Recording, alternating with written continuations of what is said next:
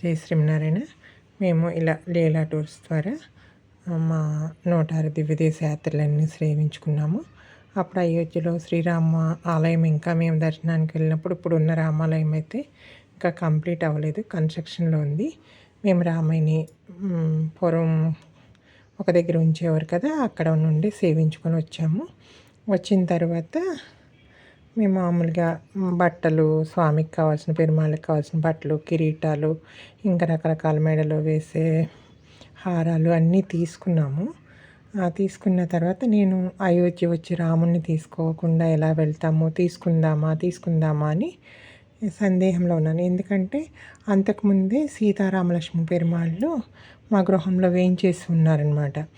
అంటే కాకినాడలో స్వామివారు ఒకసారి సీతారామ కళ్యాణం చేసినప్పుడు మేము స్వామివారి దగ్గర నుంచి ఆ కళ్యాణం చేసుకొని ఆ పెరుమాళ్ళని తీసుకున్నాము.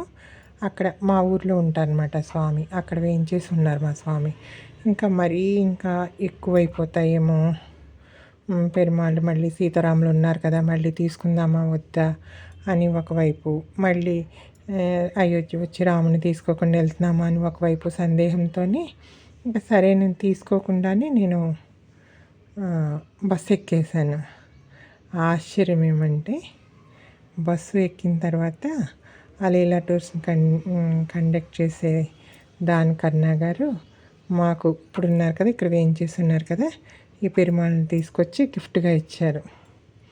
అంటే ఇంకా చూడండి, ఇంకా నా ఆనందానికి అయితే అంతలేదు. స్వామి, నేను తీసుకోనా వద్దా అన్న ఒక ఆలోచనతో, సందేహంతో నేను నిన్ను తీసుకోకుండా వచ్చేసాను. కానీ నువ్వు ఎలాగైనా సరే నా దగ్గరికి రావాలనుకొని వచ్చేసావా స్వామి అని చెప్పి, నేను నిజంగా నా అంతటి నేను తీసుకుంటే అంత ఆనందం వచ్చేదో లేదో తెలీదు.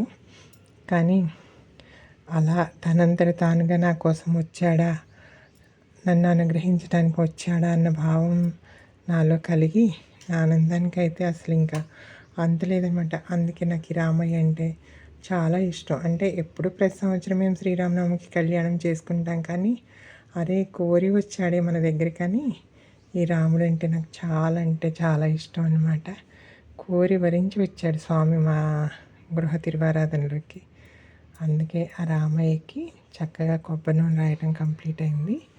నలుగు పిండితో చేస్తున్నాం అన్నమాట.